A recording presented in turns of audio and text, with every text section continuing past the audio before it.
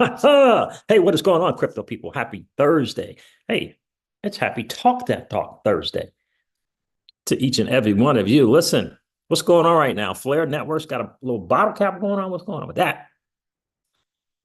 America's America's election aftermath is cray cray in the streets right now. It's cray cray in the streets right now. Unbelievable stuff going on. Unbelievable stuff going on right now. John Deaton's a hero. And it kind of signifies what we said in yesterday's live stream about the crypto world. Yeah, we're going to get into that. Brad Garlinghouse shared a very, very interesting post on X about John Deaton's run towards and run against Elizabeth Warren for Senator of Massachusetts. Interesting notes to take away from that as well. I don't know what's going on in crypto. I really don't know. Portfolio's looking good, but other than that, I really don't know. I really don't know. Let's talk that talk Thursday. We'll talk some of this stuff. We'll share some stuff as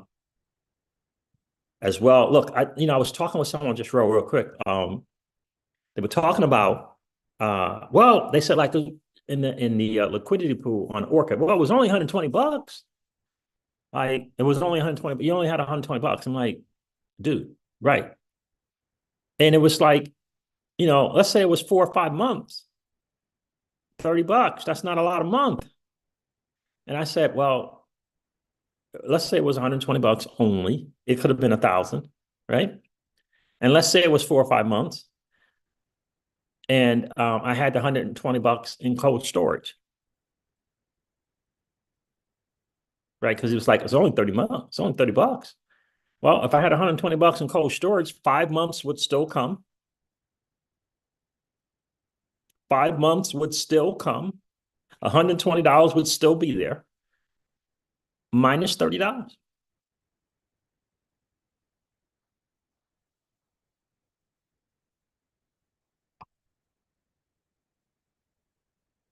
So instead of cold storage minus $30 with that $120, the $120 roughly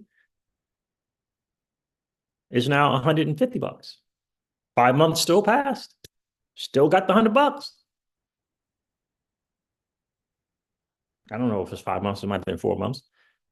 It's still passed. The difference is now I got $30 to turn into $300.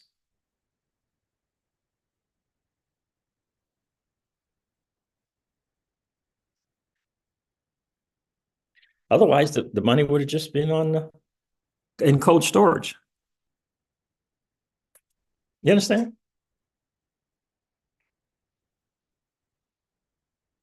If it's on cold storage, and if is it safer? Yeah. It's just opportunity cost. Right? That's what it is. It's opportunity cost, right?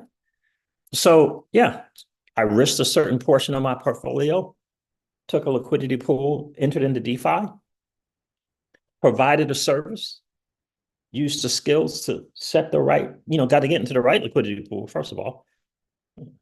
Right? You got to get into the right liquidity pool. You got to know about capital efficiency. Make a choice. Right? What's going on, Jack A? How are you, my friend? Isam's in the building. What's going on, man? My man sees. I hope you're doing good. I'm doing well, bro. Blessed and highly favored, as we like to say. How are you, Isam?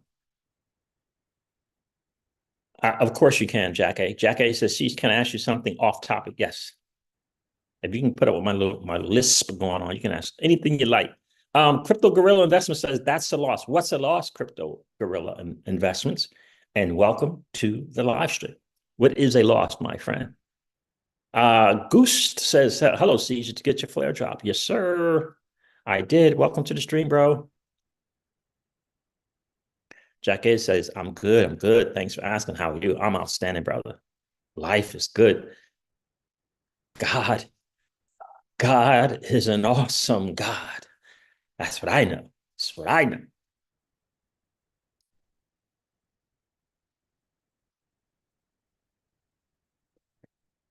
Here to share Crypto Gorilla? Okay. Oh, Crypto Gorilla investments. I guess I didn't understand the numbers correctly. Gotcha.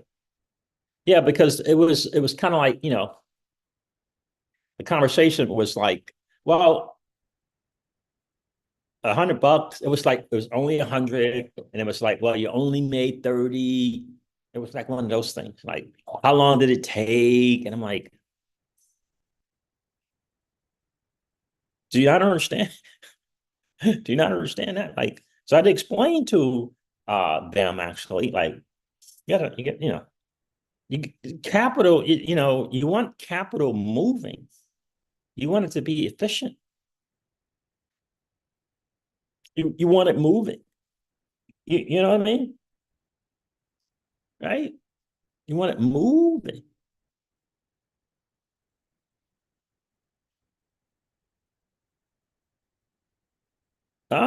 Jack A says, okay, so I heard you say something about air traffic control. I'm in the process of getting enrolled in avionic technician program. Are you going into the military? Thoughts on that field? Are you doing that by way of Air Force or Navy? Can you share that, Jack A?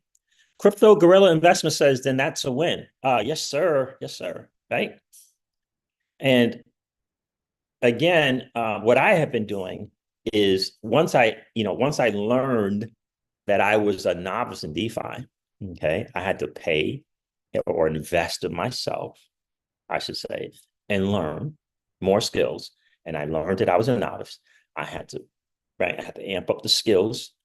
I started with a strategy, very small amounts in various pools and different ecosystems, learning the skill sets, learning the difference between trading fees and rewards, learning the difference between 0.3% fee tier and 0.03, learning the differences in TVL, 24-hour volumes, all these different kind of things, learning the differences, right? And learning this overall comprehensive strategy, learning how to win in a bear market and the bull market, learning strategies, learning, I always knew about blue chip liquidity pools like in our veins, right? I knew about those. Maybe you want to say you put Banky in there, maybe from Avalanche. I knew about those. I would participate, but I didn't know the strategies. I didn't know the concepts. I didn't know enough. Now I know more. And so because the skill set is up, you could put at risk more money because you're more aware of the risk and you're better prepared for the risk, right? Like Robert Kiyosaki says, it's not right. It's no such thing as risk. It's just unskilled investors. Um, Jack A says no, not military. It's a trade program. So I I originally was going to go into the Navy for avionics, into their avionics program. Interestingly enough, Jack A. It was, however, back it was backloaded, and it was like an 18-month wait to get into the Navy in that program. So I decided, oddly enough, to go in undesignated, and really got blessed to get into air traffic control, even though I went into the Navy undesignated. In other words, without a career path. I went in what they call undesignated, and I was fortunate enough to get the air traffic control thing prior to having to go to a particular school while still in boot camp. I was able to do that. So I picked avionics because I did engineering in high school. I went to a specialized high school in New York for math, science, and engineering. I picked avionics because I wanted to be in aviation. I would look at the pay, right? I would look at the pay. Um, you know, what's that pay look like? and look at the demand for an avionics technician.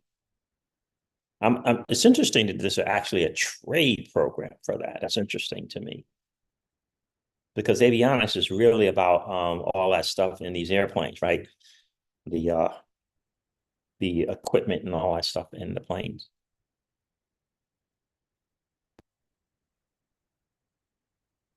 But I don't know the pay. I only chose avionics again because I wanted aviation and I had an engineering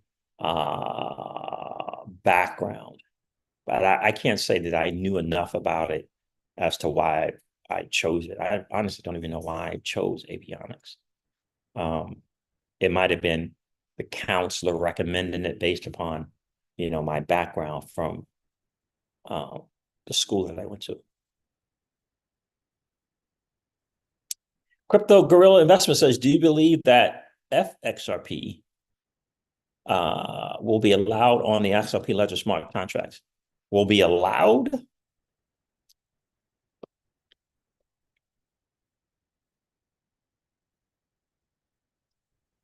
Yeah, I don't know.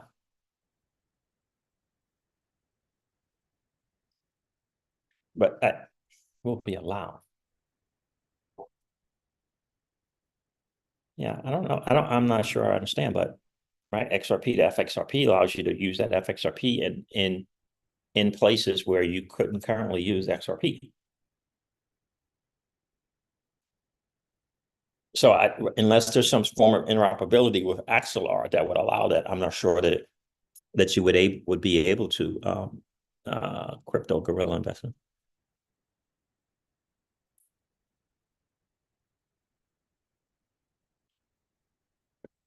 Jack A says, thanks for your input. I appreciate it. Yes, sir. You're welcome. Bottom 10 percentile is around $22 an hour. Okay. 60% growth projected for the next 10 years. Got it. As far as I've gathered, avionic trade schools are relatively new. Okay, that would make sense. Only the past 10 or so years. Yeah. Okay, that would make sense. Yeah. Yeah, that would definitely that would make sense. Now, air traffic controllers, the pay is a lot higher than that. Uh,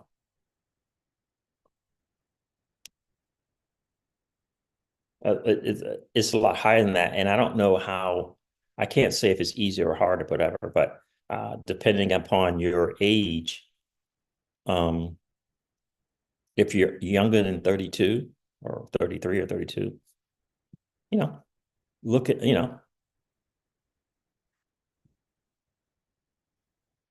look into air traffic control, right?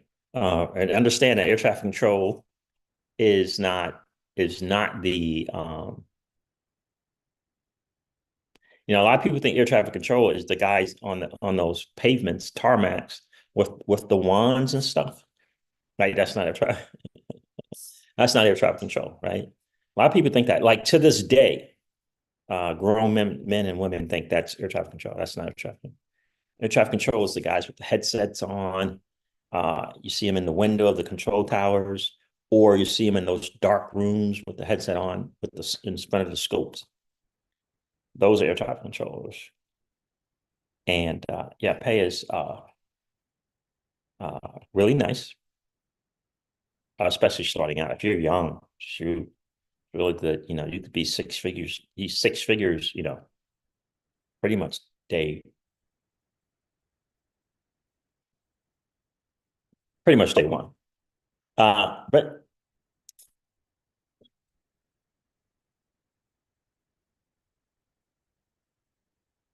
I would think though, yeah, I don't know how much they pay those. Sometimes they want to put them in the mechanic field. So, but it's good. That's interesting. That trade school just opened 10 years ago. That's interesting. All right. So I covered my conversation earlier today. Um, Let's go over this market. Then I'm going to go over some light stuff and then some serious stuff because it is Talk That Talk Thursday. I just trying to understand what's going on with people losing their mind. The election aftermath is cray, Jack A. It's cray. All right, so we'll do the numbers and we'll go, what's up with this flare bottle cap? We'll go with that. That's a little light. What do I want? I want right here. Let's go with the market. The market is doing what the market does. We all know this, but we'll share the numbers on CoinGecko. It is up. The total cryptocurrency market cap is up 1.7% in the last 24 hours, and is currently at 2.67 trillion. Man, yeah, we keep making new all-time highs there. Bitcoin dominance is 57% or so.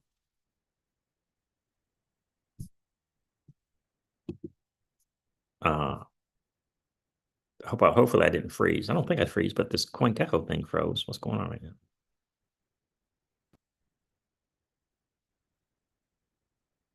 All right.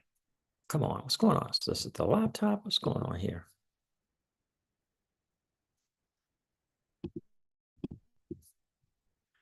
Boy, come on, CoinGecko. What's going on? Nope. It must be the internet. All right, let me see. See if I can't get some stuff. I do have a couple of the browsers open.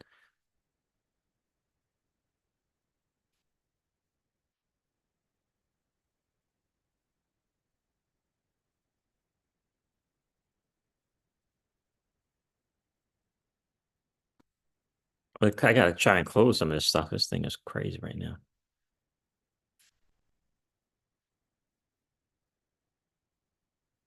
All right, yeah, all right. You can't tax this little quote unquote thing too much for it.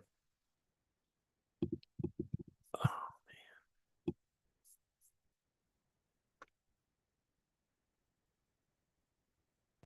Nope. Nope. I think I did get it. All right.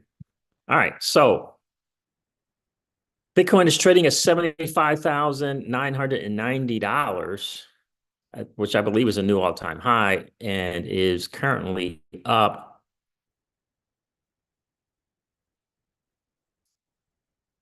22% on 30 days. Ethereum is at $2,800. Interesting. And on the 30 days, up 18%. Is Ethereum? I don't know. We'll have to see. Solana is at $94 and is up 36% in the last 30 days. That is really, really cool to see. Really, really cool to see. So XRP is at 55 cents, and on a 30-day, it's up 4.5%. Right? It's just doing what it does. The market is just doing what it does. It's good to see BTC at new numbers, though. That is really good to see. Okay, I'm trying to see what is bogging down my laptop right now. Is it the internet? Nope. I don't think. Oh, no, that's Opera.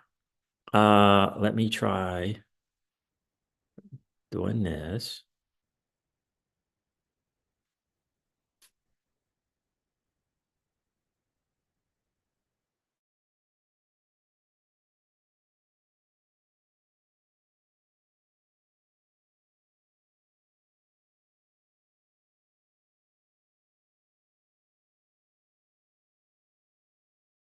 I never did get into grass. Let's see what else. So we is trading at $2.33. It is up 18% on 30-day. You guys mind if I look at some meme coins real quick? Let me look at some memes. See if we can get some numbers. Let's see. What do we want? It's so hard to tell if it's my laptop or the internet. They're kind of interchangeable. Let's look at Giga. Giga Chad. That might be CoinGecko.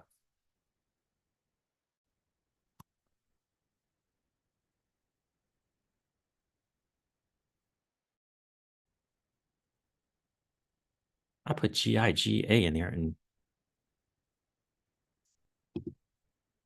there it is.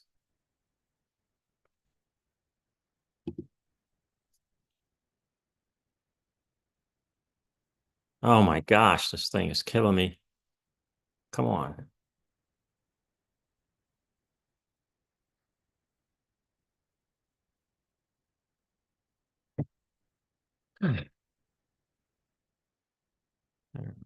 Let's do that. Let's close that. What's this?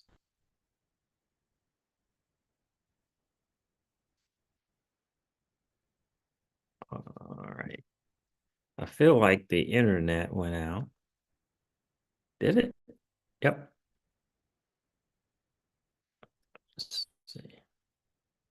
Yep. Internet issues.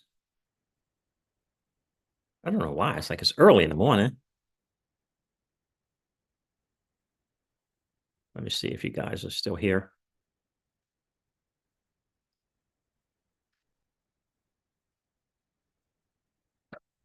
I'm just trying to see if the live stream is going to come back.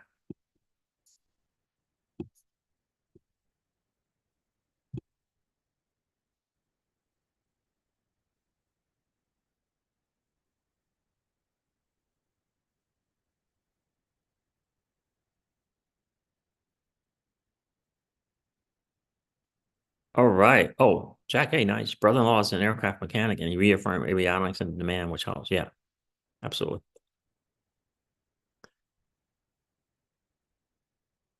Oh, you've been a chef by trade, Jack A. Nice.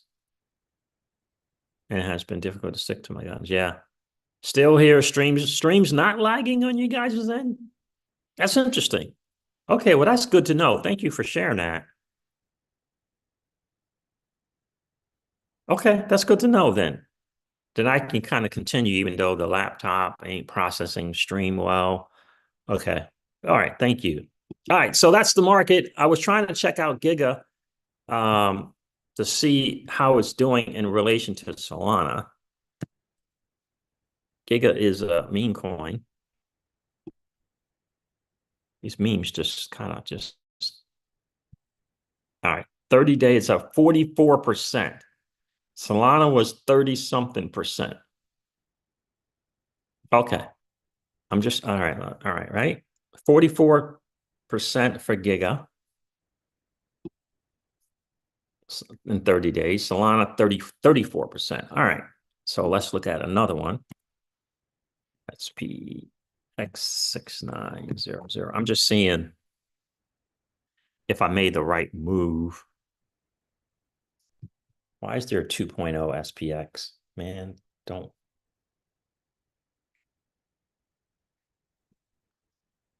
Okay. SPS 6900 on 30 days up 65%.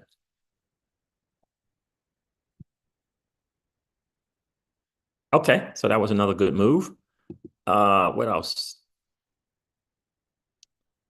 Again, just trying to make the money work for you. That's kind of what the deal is. I'm trying to remember what all I have. I'm trying to remember all I have. I'll just check one more. I don't want to bore you guys with my portfolio. Let's see here. I don't remember. I know I got like 5, 6 different ones. All right, so just kind of checking. Oh, okay, lock in Retardio mini lock in. I'm really pumped about lock in. Oh, CKIN. these things just kind of move. I like to check the longer time frames. Okay, 131%. Okay. 7 days up 104%. Okay. I mean, I don't know. I bought them. I don't know.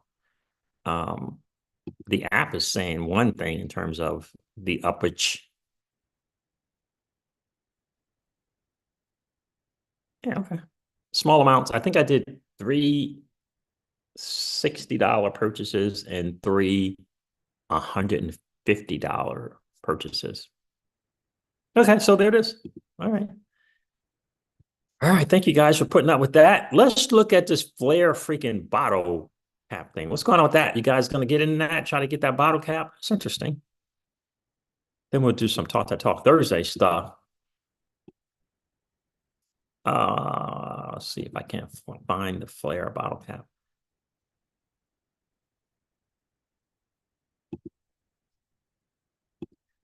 Interesting that someone made this thing.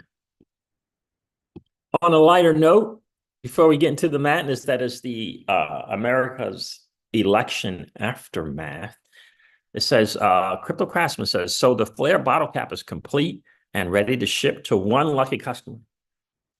It's 100% hand carved, and that's real abalone shell embedded into the Flare logo. First come, first serve. I imagine a lot of people over at Flare Network would want to grab that. Flare Lab, the association, something. It's $250, but has to be paid in FLR. If you're generally interested, DM me. Look at that. Look at that thing. All right, let me see. Can we? So like all my projects, it will come with lots of padding, the hardware to install it, as well as a cover letter and instruction manuals. Hardware? All right, what's going on? And comes with a mortise cleat system on the back, so it makes it super easy to hang on the wall. And this is now for sale. First come, first serve. DM me if you want this, if you're interested. It's available. So like all my projects, it will come with. So there that is there. If you guys are interested in that, you can DM this guy. Lots of padding. I know a Flare fan would probably be interested in that. So. As well as a cover letter. Very, very cool. All right, I'm going to get into this liquidity pool on Flare here in this, afterwards, but I do want to cover this stuff. My guy at Generation Infinity, who is awesome dude, right? He did a deep dive on Flare from his business, Generation Infinity. We all know Solomon, right? King Solomon. Shout out to him. All right. So let's instruction manual. So it's a lot of crazy stuff going on right now in the aftermath of this election. Okay, so the lighting in my house isn't that great, so I had to come outside. All right. So let's go here. So just kind of some crazy stuff. I don't even know where to begin with all of this stuff. Right here, I thought this was very, very interesting. Jack A, this comes from Jack on X. Kamala won every single state that doesn't require voter ID. She didn't win a single state that requires it. It's insane that this is just being ignored.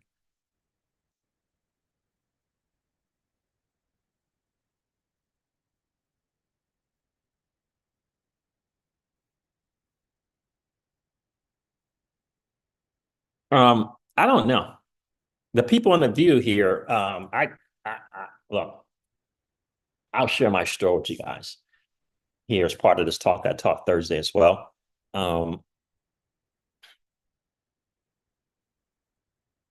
Yeah, this thing here. It's amazing what has happened, and people don't really realize what's happened. But I will tell you this. I just want you to think about something for a second, right? Everyone has this chance to vote. So all those people on the View have a chance to vote and voted, right? All these people, everyone had their shot to vote. President-elect Donald Trump won the electoral vote. He won the popular vote, right? These are people voting. And guess what also happened? The Republicans won the Senate, people voting. The Republicans won the House again. I think it was again with the House. That's people voting. The president won the popular vote. That's people voting and won all these swing states.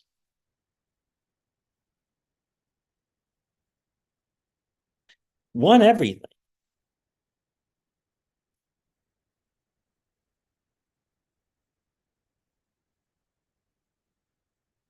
I made a post, not a post, I guess it was a reply to one of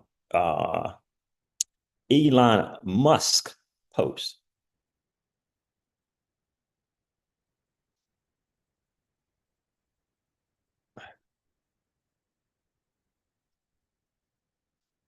Grant Cardone said, "Are you sad about the future of America?" I said, "Yes, sir." Uh, is my post going to be in here?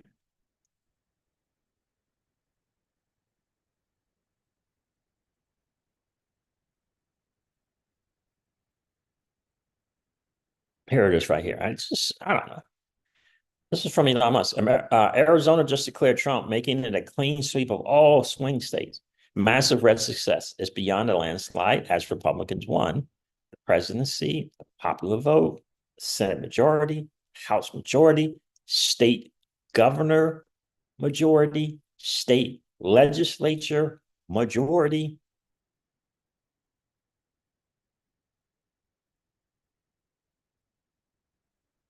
Right?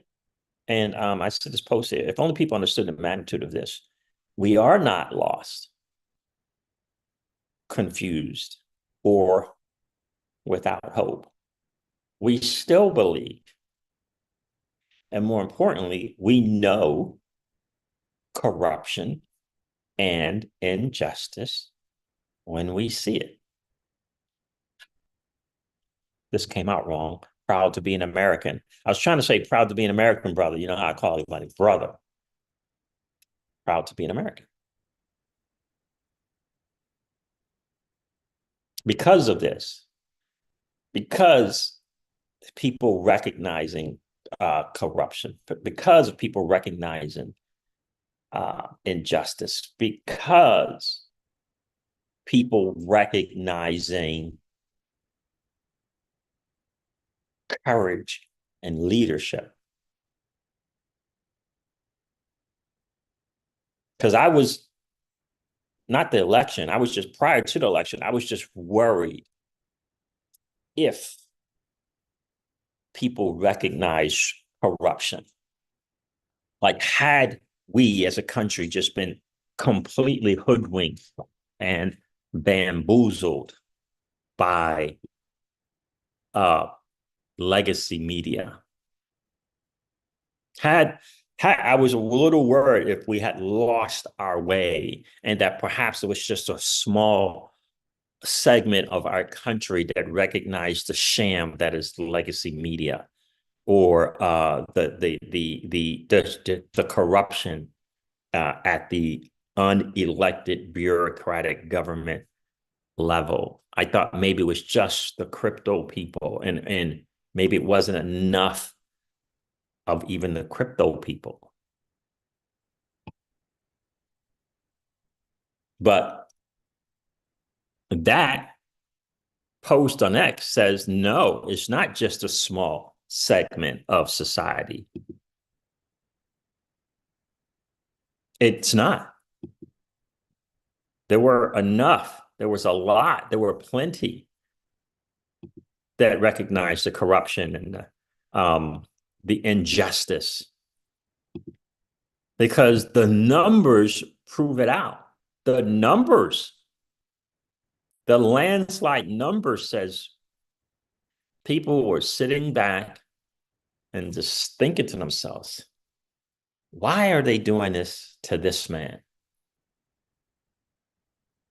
The impeachments, the whatever, this, all the nonsense. Why? People sat down and began asking themselves, like, what's going on? Why are they trying to do this? And they began to dig a little deeper for themselves. They began to dig a little deeper and realize the corruption and dig a little deeper and say, oh, wait a minute, this dude is trying to do this. He's trying to go after the deep state. Oh, wait a minute, he recognizes the massive monster that is child trafficking, or just trafficking in general. He recognizes it. Hold on a second. That's why they're trying to impeach him and put him in jail and bankrupt him.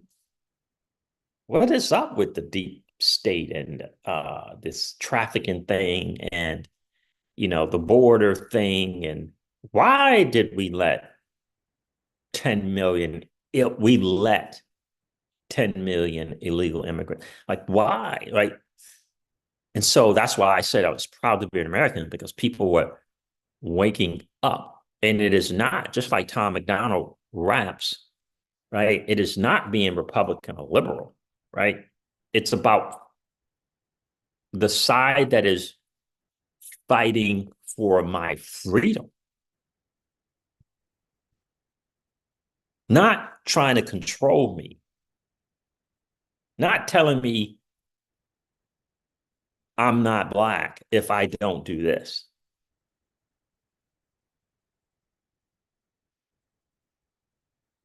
I think a lot of people woke up to what one side was doing and what the other side was not doing. And I think people were waking up to that. A lot of people who, like people like myself, like Alex G and other people that have been with the channel from the beginning, they know that, I always talked about, nah, there's this, the enemy is trying to divide us. Like I just always recognize that. And that comes from my early young days, my junior high school days, and actually my public school days as well, in my home environment, all of that. And you include the military, and you include my mentor, who taught me a bunch of stuff.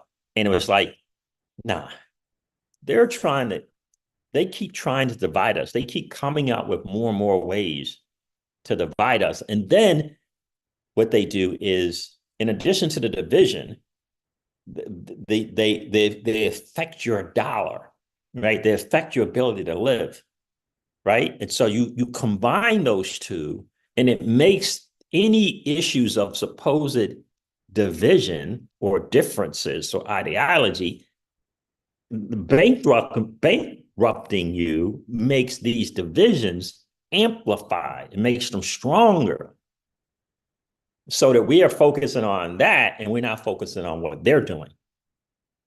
All the ills of the unelected bureaucrats, all the ills of the three-letter agencies that I talk about on this channel all the time. So we get distracted from those ills.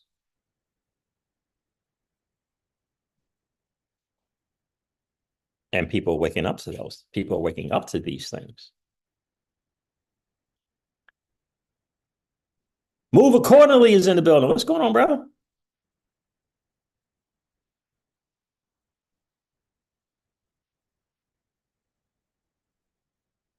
Jack A. Jack A says, I don't know why it's so obvious to me, but it seems many people are oblivious. I'm telling you, completely oblivious to it, bro. like completely. Again, a lot of it is as well this whole educational system that doesn't allow you to think for yourself and question everything. And for me, this flipping of 87% business owners entrepreneurship, that flipping to now 90 something percent um, employees is a difference as well. And that was, Rockefeller and Morgan, back in the day. Put that in, like, people awakening up to the fact that there is an old money, there is a deep state that is trying to enslave everybody. Everybody. And all these little divisions is to keep people distracted. Race division, gender division, religious division, war division, all of that stuff is just a distraction and keep us divided and not focusing on the real enemy and realizing that there's a real enemy. Like there's a real enemy. Like it's just not a spiritual enemy. It's just like a literal, real enemy, a generation to generational thing called old money that greed took over. And when greed take over, like who in their right mind wants wars? People don't think about it. Like who in their right mind wants that? But like RFK Jr. says, it has become a cash cow, an industry. Like something's off with that. That the war, which look, a war is people killing one another, and they have made it an industry for profiteering, for greed. You understand?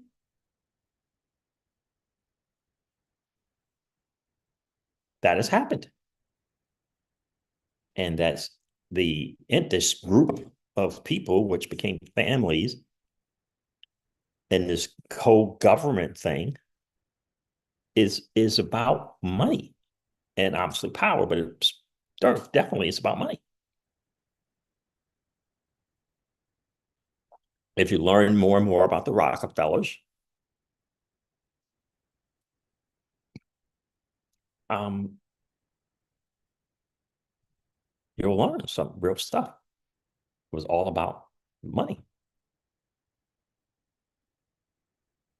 You'll learn about the women's movement and what was the real reason behind it. I mean, like if you really study it, it wasn't about women and their rights to do something or vote. It wasn't.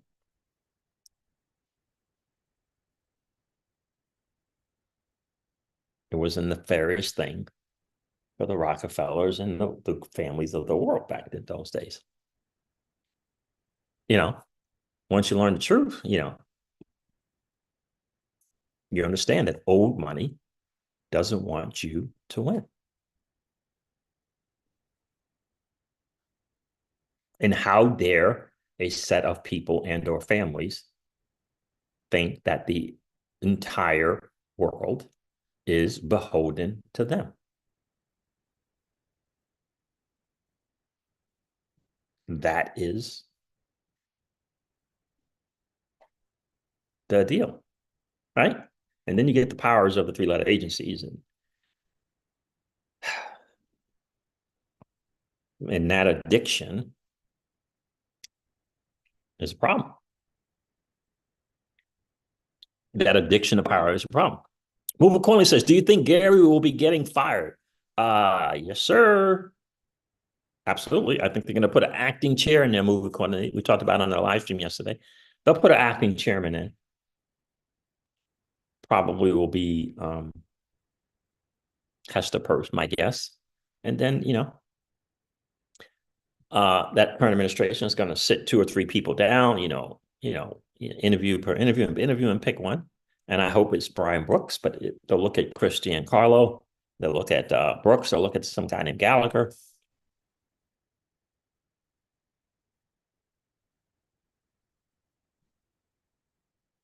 Hey, Alex Sheet, what's going on, brother? How are you? So that's kind of how I see it. Let me do a live chat here.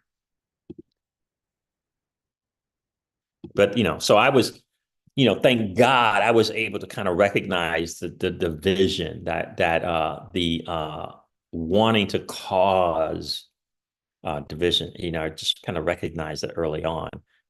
Thank God. So I was always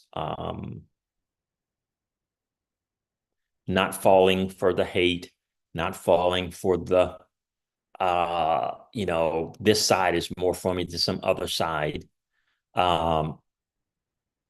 Just never was falling for that. And it started for me from very, very, very young age.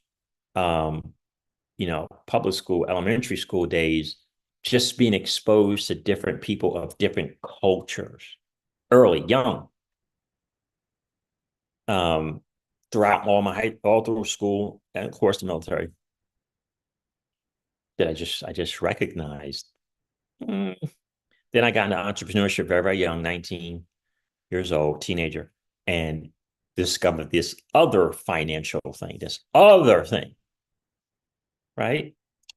So that really, really helped, thank God. Contact food, yes, sir. That's a great point right there. It's the enslaving of humanity through manufacturing consent by breaking the ability to think. That's a good point, right? So for me, young days, right? Public school, elementary school days, growing up in Brooklyn, living with my mom at the time, then got exposed to the Puerto Rican culture very, very young, early age, right? Different culture outside of my race. Puerto Ricans love my mom, were always kind to me, right? Type of deal. And so different culture, right? Then moved with my aunt early ages. My mom dealt with her addictions. And so I'm living with my aunt, her sister, at a young age. And for some reason, and again, I don't really know, but for some reason, I'm like, I don't want to go to, in New York and the boroughs, you kind of get where you live is kind of where you go to these schools or whatever. And we lived in the hood, we lived in the projects, and I did not want to go to that junior high school, right? So seventh, eighth, ninth grade, I didn't want to go there. I'm like, I don't want to go there. I don't want to go to that. I don't know why, but I didn't want to go. So ended up, whatever, doing something, having to leave the boroughs and go upstate. And then it was kind of like living upstate now, coming back. It was different set of rules, right? And so I was able to, test out. You had to take a test, grade out, test out to go to the school that I wanted to go to, junior high school. And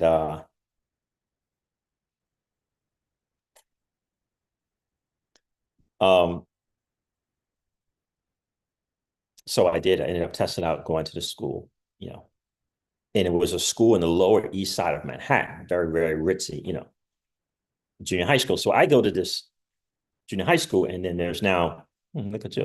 What are you going to do?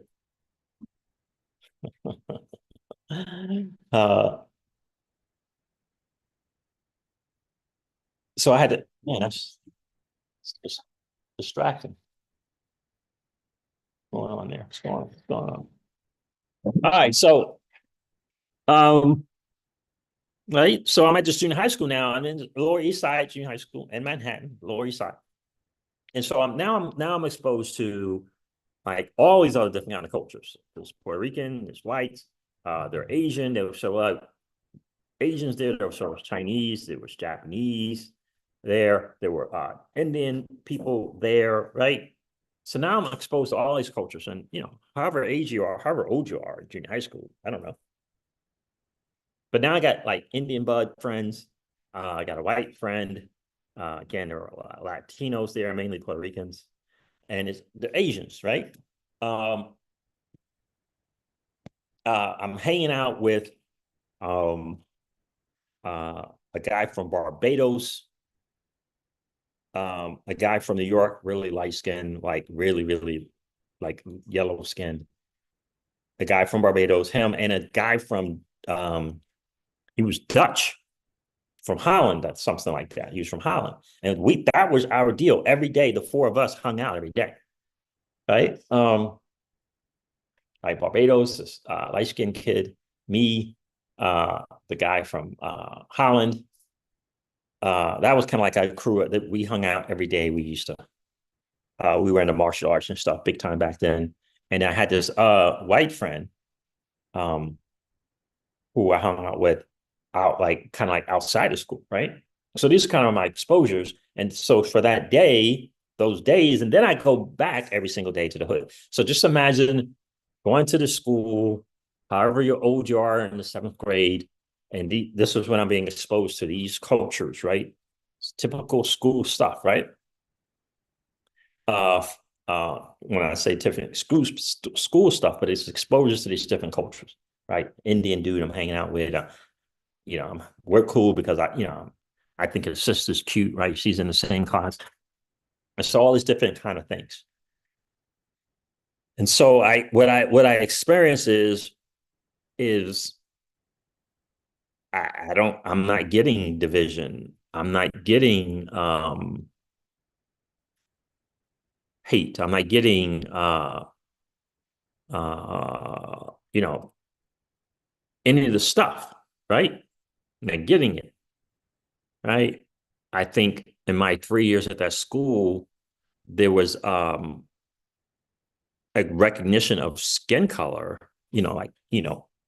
publicly, like twice my 3 years there. I mean, like twice. And it was so like one was like me, like your skin is really, really dark. That's right. That was one thing. And then there was another thing where someone said this person's skin is really, really pale. But that was my recollection. That was it. It was never anything. So just imagine this 3 years of this culture over there, all these different cultures, and experience all this stuff, and hanging out with after school. I'm hanging out with this guy, white guy, and I'm going to his penthouse thing. I'm in Duke, right? So I mean, I'm young. I don't know. It's money laying all over this dude's house, right? Bills and money, just like go to his room. There's money, kitchen. There's just money. I'm like, what's going on? Like, I don't know.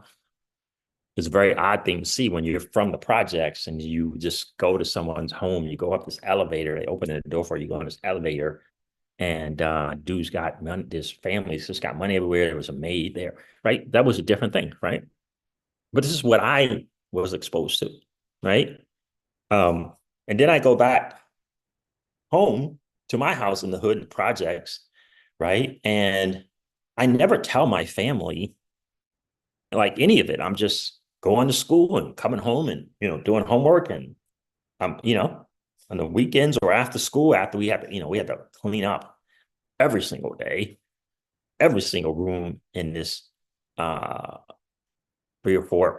bedroom project thing before we could go outside, right? You ever have one of those, right? That's what we had, right? Living room, kitchen, bathrooms, bedrooms, spotless, right? Auntie comes home, inspects. If it's good, then you can go outside, right? That was kind of our routine every single day, junior high school and high school, right? And so where I live with my aunt, right? And so then you go outside, you hang out, play some sports, play some this, you do some whatever, shoot some hoops, whatever it is. And then these conversations about what's going on in the world was not what was going on with my world. And when I went to school, right, it was kind of like a different thing, right? This is 70s this is the 70s New York, right? And police this and don't go to that part of town because yeah, it's not gonna work out well for you, right? All that kind of stuff. But but my experiences most of the day was a different thing, right? Because you spend more time in school than probably right at home hanging out before you have to come back upstairs and eat and then get ready for school.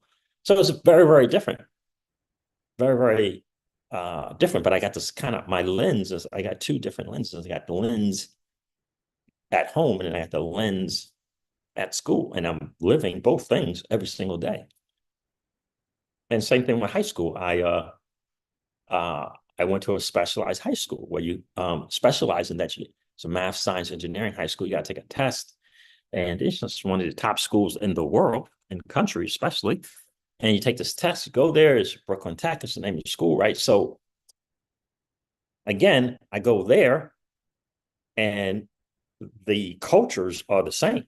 It's just more than was at the junior high school. Same culture, same, right?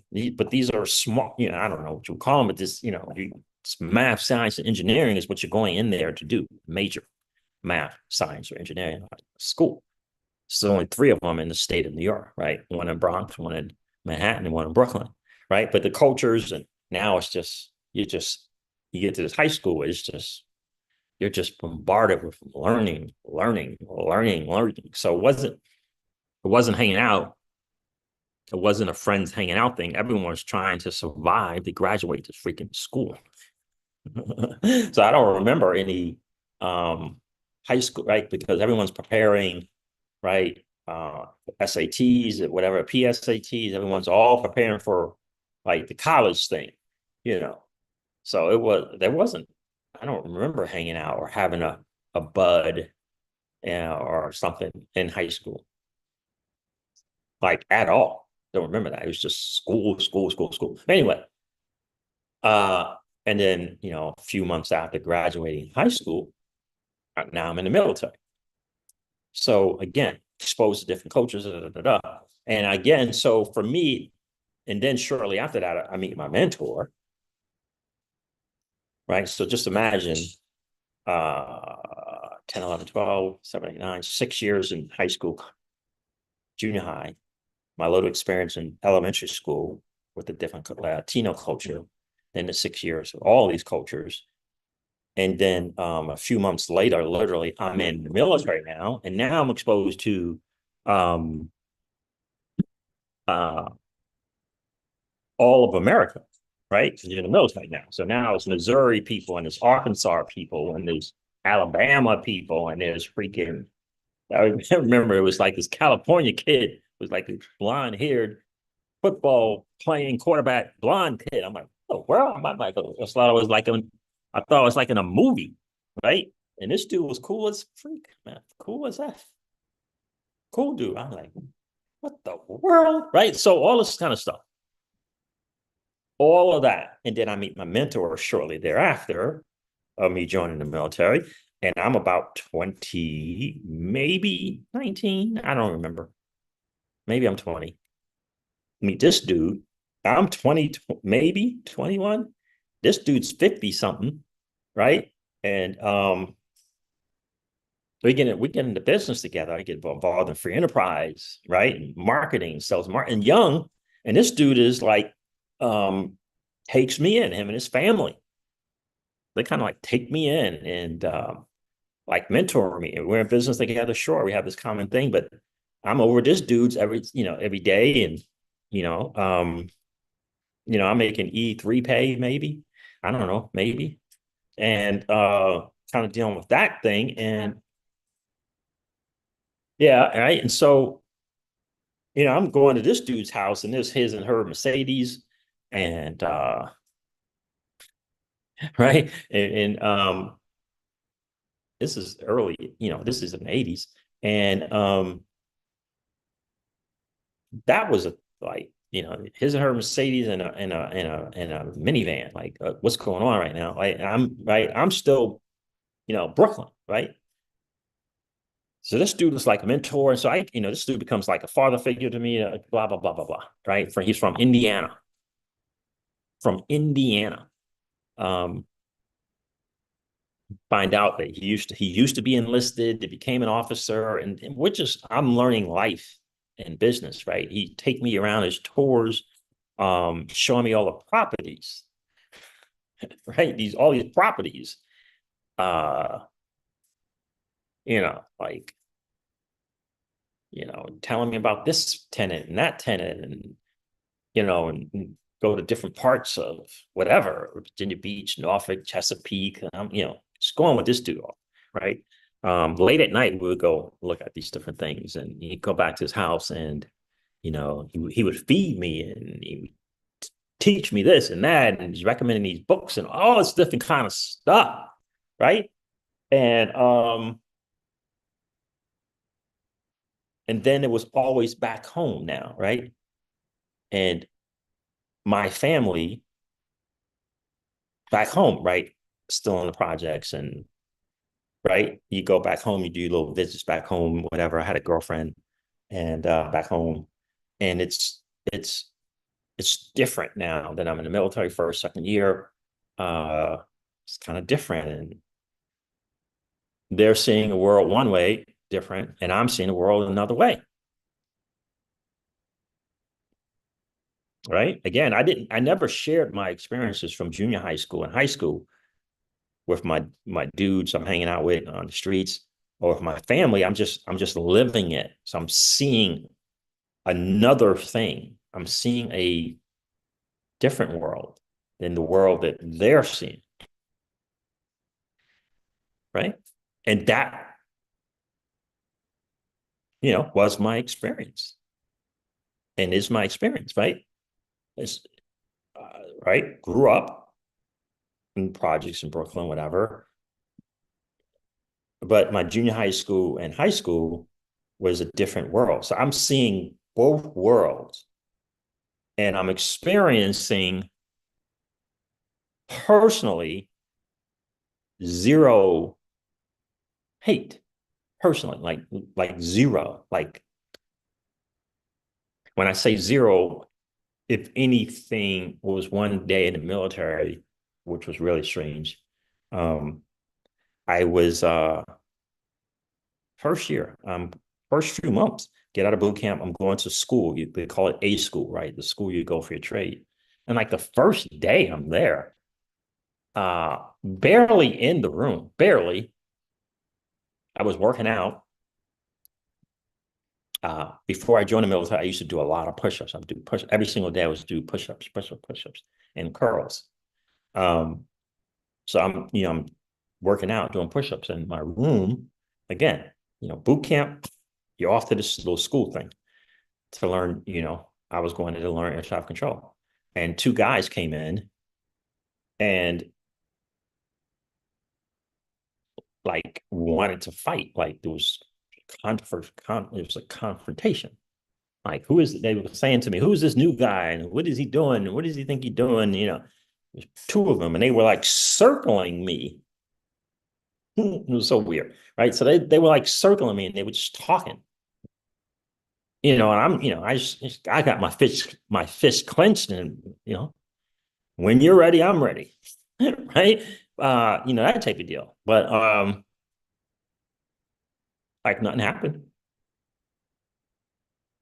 Nothing happened. Um, I was kind of swole, back in that day. Nothing happened, and they left. I never saw them again. So, you know, not this, there's not these little occasional things, but overall, for me, nothing. And so it always had me thinking throughout my FAA days, working for the federal government, whatever. It always, it was always the back of my mind, like, nah, I'm not getting uh these divisions, and I'm not falling for these divisions. I'm not falling for what they are trying to get me to do, was to hate someone who came from a different place, who was a different skin color, who had a different religion, whatever that division thing. I wasn't for it. Like it made no sense to me. Like none. None. I remember, it's funny too, because I remember um, there was this period where my family, it was a lot of New York apparently, but my family that now moved from Brooklyn, in the hood in Brooklyn, now they moved to another hood in upstate New York, all of them, cousins, aunts, mother, sister, everybody moves to a different hood, still New York, but it's now upstate New York. And they would, I remember, whenever I would go to visit or talk with them or whatever, they kept bringing up, they would call me by my proper name. You know what's going on over there? They kept talking about Koreans, right? Because apparently in New York at one time there was just like this Korean thing for Koreans and blacks, right? And I remember I'm just listening to them on the phone or whatever. My sister on the phone, my mom on the phone when I go home to visit, whatever. And I'm thinking, I'm still young. Uh, I'm out of the military. I'm in the FAA. So I'm in mid-20s maybe when this is going on. So this, I don't know, 90s, early 90s. And they're talking, they're saying this stuff, and I'm thinking to myself, and this is true story. My two best buds are Koreans.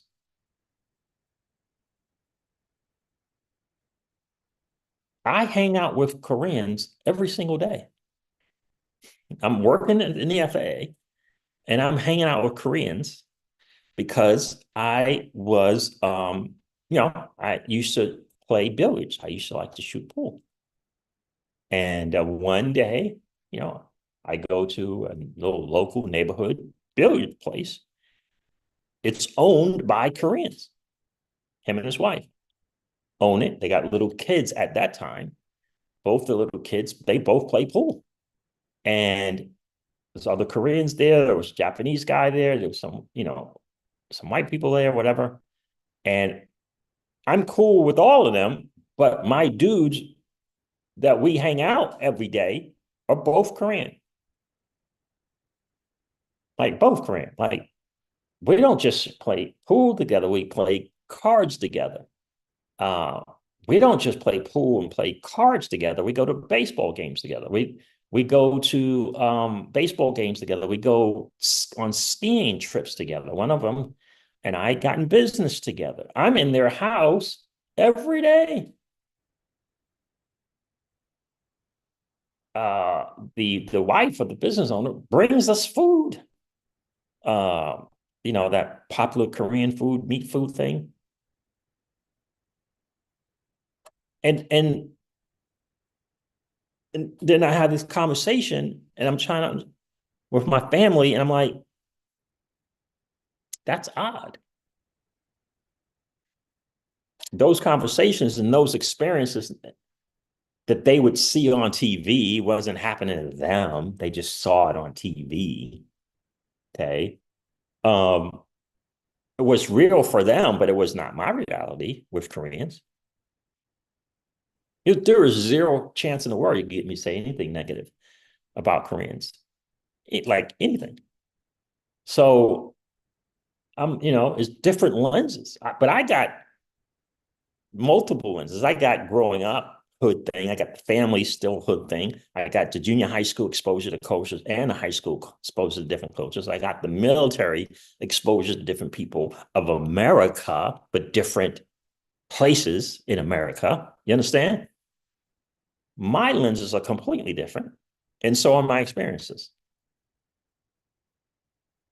So I kept trying to think we'd be in the FAA, we'd be in the break room, and the TV would be on, and there's this division there, and there's this division news there, and there's this thing going on here, and it's all this stuff. And I'm like, I'm just like, yeah, it was just always this thing in my head is, who's doing that? Like, what's going on? Why is that thing?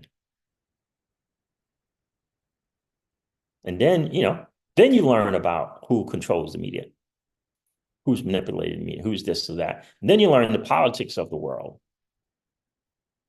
and that the politicians needed to have an enemy, so they created an enemy in order to get elected, right? All the different things you learn. But in the end, who's pulling those strings behind these politicians? Who's pulling these strings? And you learn the real enemy is. And it feels like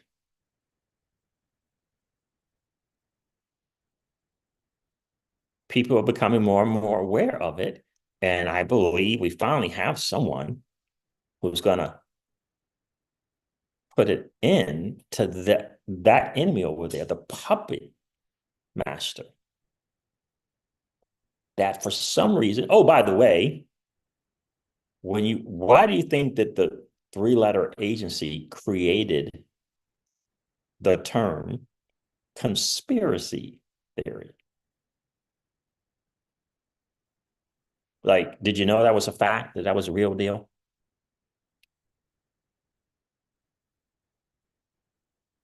Like, they literally created that. Why do you think that is? Why create this thing, conspiracy theory? Is to make you think I'm crazy and to make me think you're crazy. Not the enemy. They want you to think I'm crazy, and they want me to think you're crazy. Again, another source of division. It's another source of division.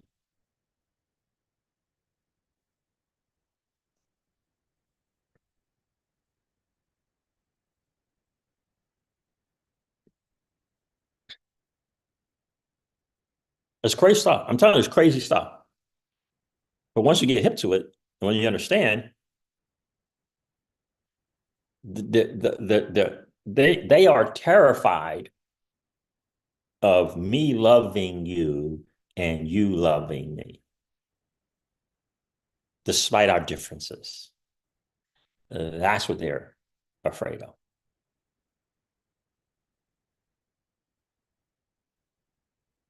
100%, because there's more of us than those few families who are trying to make humanity beholden to them. So they got to try to divide us. That is a very, very ugly truth.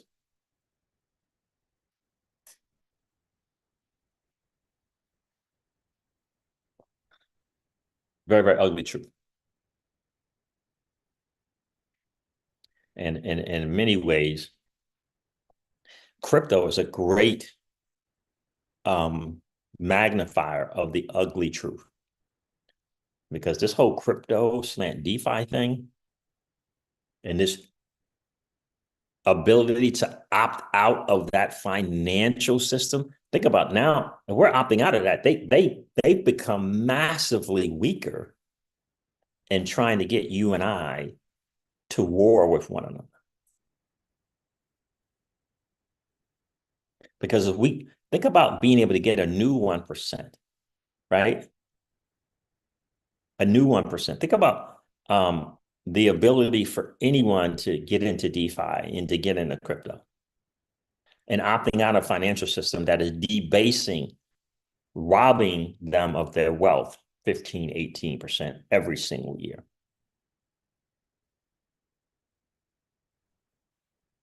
I mean, I don't know, but I feel like people are happier when they're not stressed financially. And so if they're not stressed financially and they're happier, I think the level of tolerance goes up and the level of disdain goes down.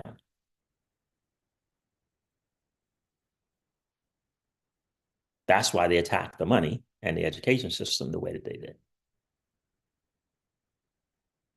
Right?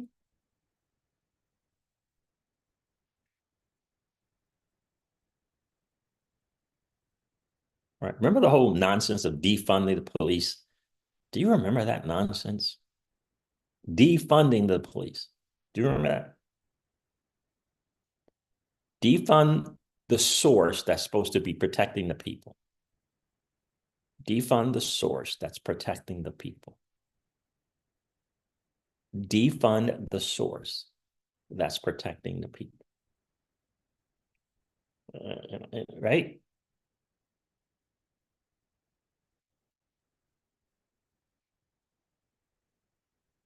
Right? You understand that? And then you learn more about Soros and right, wanting and his intentions of ruining this country. Like you just get exposed to a lot of stuff because of crypto, and got a lot of people shaking the boots. We got the current president-elect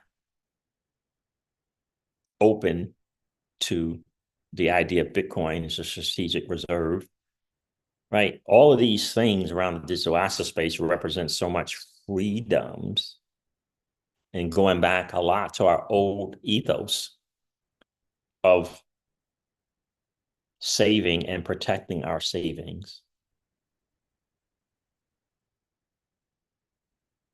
choosing our money, all these kind of different things that we gotten away from. It's interesting, right? Alex Sheet says 100% Siege, all true. Thank you, bro. Right? And so that's the deal. What's going on at Eric G? Right? I feel blessed to have kind of gone through that experience as a young child, young man, having a mentor like I had, who I remember when he opened up to me that as a youngster, high school or whatever, that he did things that he was ashamed that he did at that time. So if I'm 21, around that age in mid 80s, and he's 50 something. So, he was born, he's, let's say 30 years before me, right? And kind of growing up in the 19 somethings, okay? Um, so 40s, somewhere around there, 50s, 40s, right? And him saying, he had done things that he wasn't proud of, and sharing that with me when he didn't have to. And again, him, his wife, two children, inviting me into their home every single night, recognizing that I was hungry, being at E3 in the military, and feeding me. And, we go on trips together, business trips, and, taught me how to um, let me drive his Mercedes, taught me how to drive because I grew up in Brooklyn, and I'm learning how to drive in his Mercedes, right? Just became a mentor and like a father figure. Uh, right, we're from different cultures, right? He grew up in Indiana. I grew up in, Brooklyn, New York, different things. And it was interesting to see that dynamic, and it helped me to understand that the things that they were trying to do to cause division, it wasn't going to work, right? It was not going to work.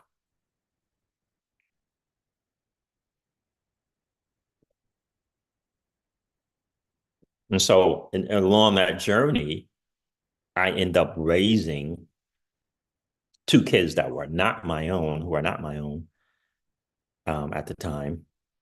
um, of a different culture, right? Of a blonde hair and blue eye kids. I'm raising these kids from 6 months and a year and a half years old because of the whole thing before that. And so they grow up experiencing a dad who doesn't look like them, right? And they can go out into the world seeing it differently, right? Massively important. Rodwell Nobrega, what's going on, bro? See, it's good to hear your experience. Thank you, Rodwell. I appreciate that.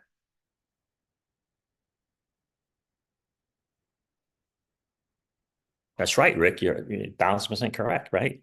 And think about that. Rick says, Siege, what social media realized is conspiracy sells better than sex and it gets more attention.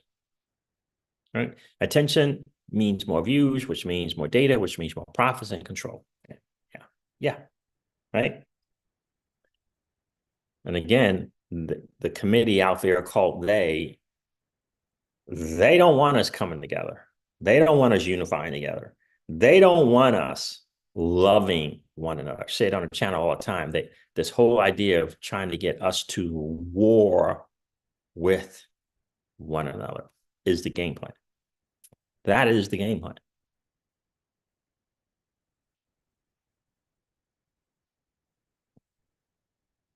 Right? That's the game plan.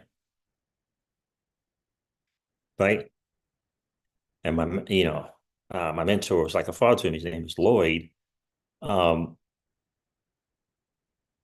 like he taught me he taught me a lot of this stuff by his actions, right? Was right, was by his actions. Right? Again, 25, 30 years older than me from Indiana, right? Taking me in, and treating me like one of his children, right? You understand? And sharing with me something that was a very painful moment in time in his life. And he shared that with me. It's very interesting. What's going on, EPEN 27?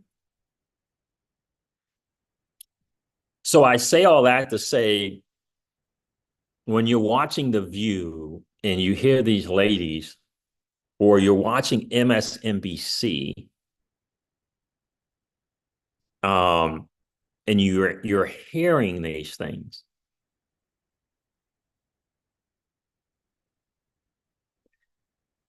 you got to understand what's really going on.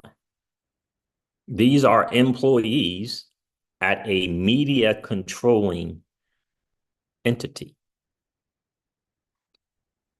that is owned by old money. Look really deep dive and research who owns these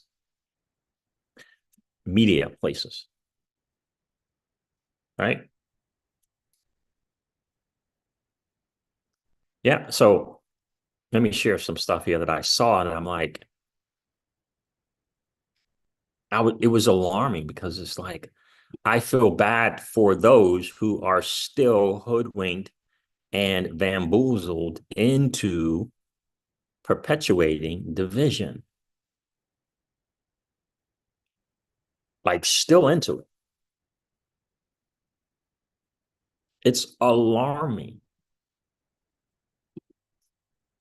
Like it's really, really alarming. And thank God for Elon Musk and what he did. Thank God.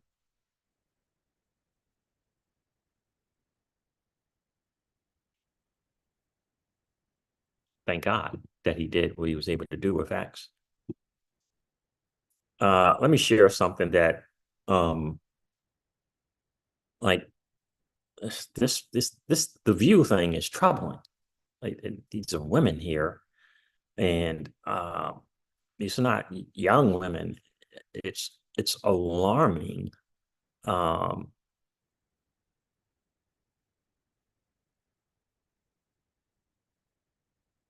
to me. I mean, this is just one part of it. I hope I have another one from the View, but it's just once you get open and the eyes open and aware to it, you understand that there's just a side of society that is every single thing is about differences. Everything is about race differences. Everything is about gender differences. Everything is about religious differences.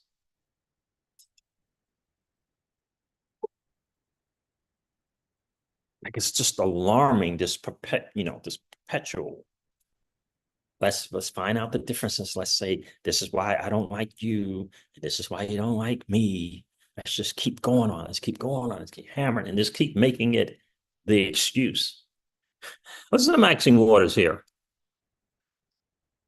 Or let's keep making it the excuse and a reason for us not to like each other. Let's just keep doing it.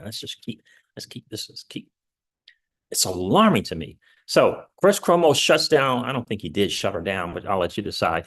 Chris Cuomo shuts down Maxine Waters' attempt to blame racism for Kamala's crushing defeat. Now, I don't think that's what she is doing, but anyway, Waters, Trump had a following, this is a quote, basically led by white males, voted in big numbers. Cuomo, to me, it seemed that the Democrats thought Trump stinks is enough, and it wasn't. All right, so let's take a listen. What is the lesson that your party should have learned? Well, the Democratic Party worked very hard, and they raised, substantial sum of money. We had great candidates, and so Trump had a following, basically generally led by whites. White males voted in big numbers. He had a few from the other race groups that joined in, like the Latinos at 45%, and Black men at about the same rate that they did when they voted for him before, at about 20%. That combination won. And so it is not that Democrats did not work hard, did not do a great job. We had an unusual situation where we had a Black woman, which this country has never seen before. A combination of all of those.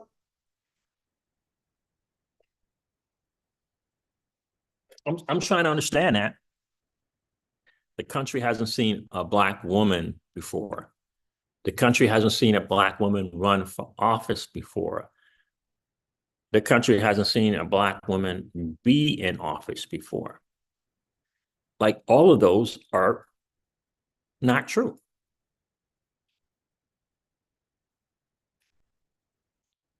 Right? They're all not true.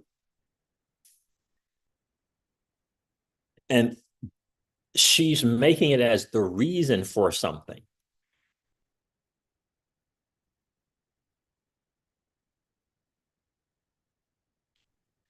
She's making it the reason for the L. And instead of looking at the real reason. I'm going to share a post that shares the real reason why, this person thinks the real reason why Trump won. Like, I'm grown enough to know that what she's saying is it's categorically not correct, and it is an excuse for something. It's an excuse for something. Right?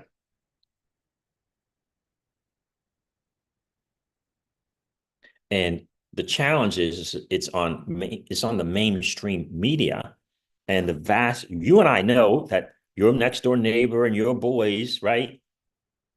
You try to share this freedom thing that is the digital asset space, right? They're not trying to hear it. Where are they getting their intel from? Like my mentor Lloyd used to say to me all the time. I mean, all the times.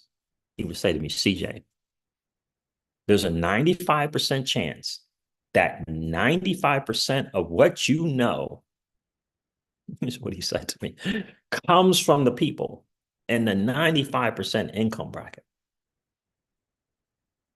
Think about that. And he would go on to say, if you continue to listen to them, what do you think I'm in the military, I'm an E3 pay. What do you think the chances of you ending up in the 95% income bracket is?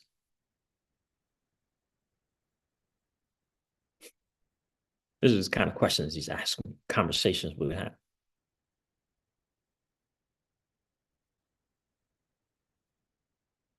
There's a 95, he said to me, 95% of what you know comes from the people in the 95% income bracket.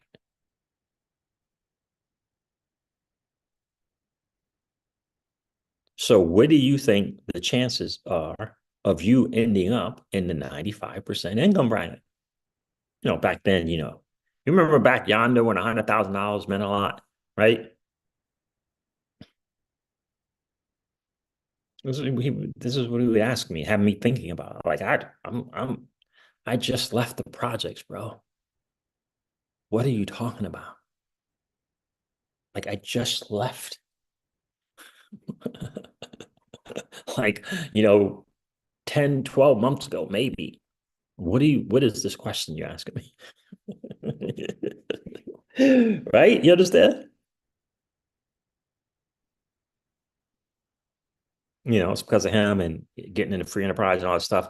I learned to think for myself. I learned to question stuff because he kept asking me questions, right? And so I learned to begin to start thinking for myself as opposed to getting my stuff from everyone else. As opposed to getting my thinking and how I think from everyone else. You guys know I say this on the channel all the time. You can vote like your ma and your pa and your grandma and your grandpa vote, but not me. I'm not doing that. And the reality is I've never done it. Since my first time that I voted. Why was that? Oh, okay. Are you ready to do that now? About like 15. 15? Okay. Right? So you understand what I'm saying? I learned it early on. Like I just think what she just said there about Black women, I just think is not correct. Those things led to his win. Those things led to his I win. will not push back on the idea that race and sex matter in American politics. I think they do. I don't know that it was the controlling variable, and you don't suggest otherwise. To me, it seemed to be that the Democrats thought Trump stinks is enough. And Senator Bernie Sanders said something that reminded me of you, which is why I wanted you on the show tonight, Maxine, which is Democratic Party used to be, we are all about doing for working people. That's what we do. That's what Mario Cuomo's party, that's what Maxine Waters' party was. You are now seen as not that, even by Bernie Sanders. Even by Bernie Sanders. All right. Let me see here. Let me see if and I think, what's his name, said something about this post.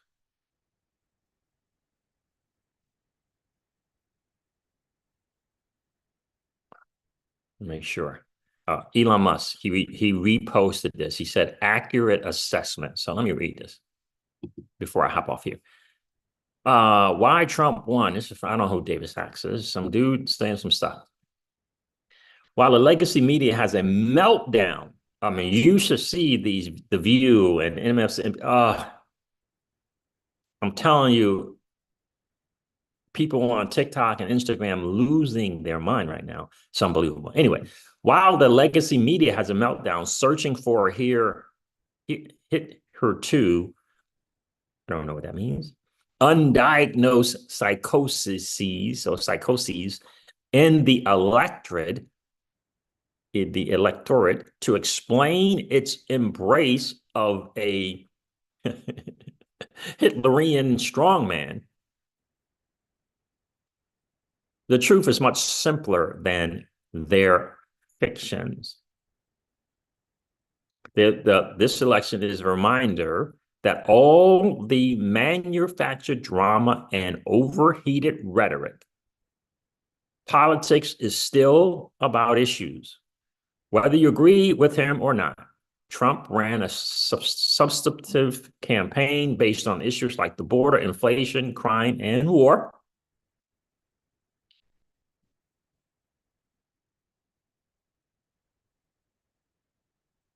Harris ran on vibes, celebrity endorsements, name calling, like convicted felon and fascist, debunked hoaxes,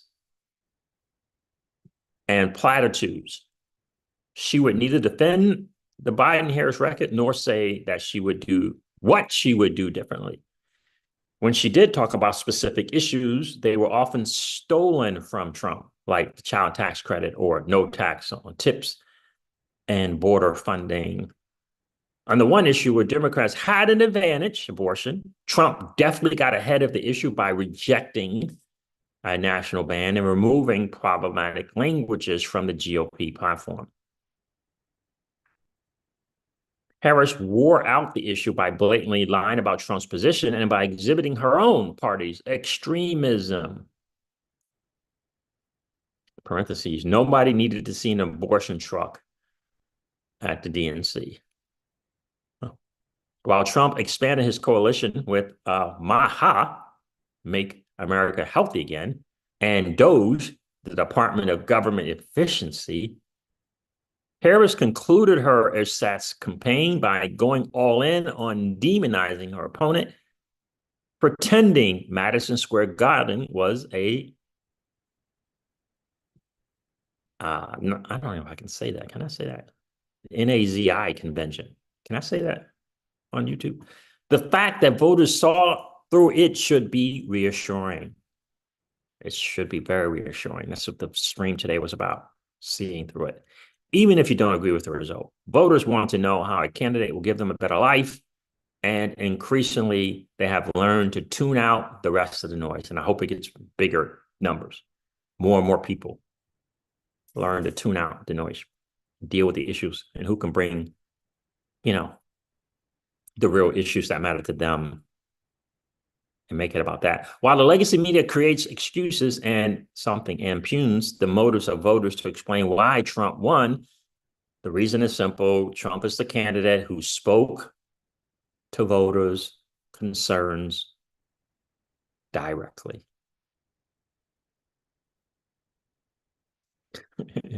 He says, it's the issues, stupid. Oh, man. Again, I'm listening to these people on The View, and I'm just trying to understand what is going on. Well, let me point this out. I think this is important. Something from Donald Trump Jr. That I thought was important. And there's another thing as well, but I might not be able to find it. So the DOJ apparently, I don't know where I have it, but apparently the DOJ has ended their kind of trial thing, whatever, with Trump, whatever they had going on with him. They were trying to get him and whatever. Apparently the DOJ announced that that's over. Okay. So apparently the truth is now over. Their truth is over because he won the presidency. So all this stuff they're saying about him, now we're just going to drop it. It's not that important now that he's going to become president, or it's not important now he's going to become. They're just dropping it. That's the word on the street, just to let you know. And Donald Trump Jr. said this. Now, I don't know. This is Donald Trump Jr. saying this. It took about 12 hours after my father's election win for Hamas to call for peace.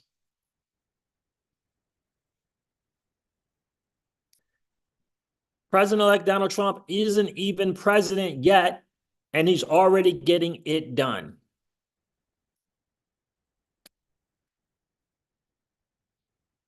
Again, I mean, this is from Newsweek. I don't know. This is from Donald Trump Jr. I don't know. Hamas calls for quote unquote immediate end to war after Trump election win. Again, I don't know. This is a media outlet. I don't know. Donald Trump Jr. put it out. What do you think? What do you think? Here's what I think. There's a reason why they are afraid of this man.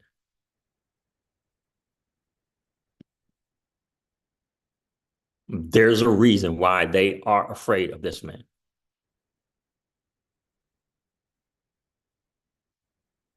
He's made it perfectly clear. He didn't have any wars when he was in office. He ain't trying to have any now. I'm trying to understand how that's a bad thing. Who thinks that's a bad thing? Think about who thinks that's a bad thing. Think about who thinks or who doesn't want that. Think about that.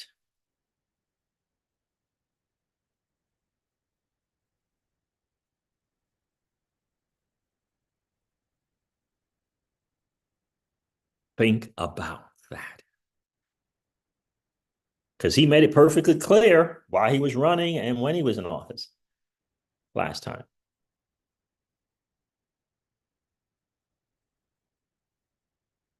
That's one of the main issues, the industry of war.